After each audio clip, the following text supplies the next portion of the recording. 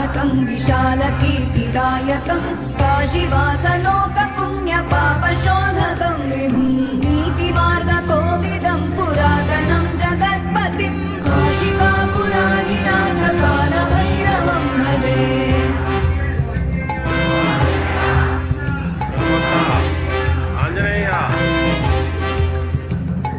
कालभैरवाष्टकं पठन्ति ये मनोहरं ज्ञानमुक्तिसाधनं विचित्रपुण्यवर्धनं शोकमोहदैन्यलोभकोपताप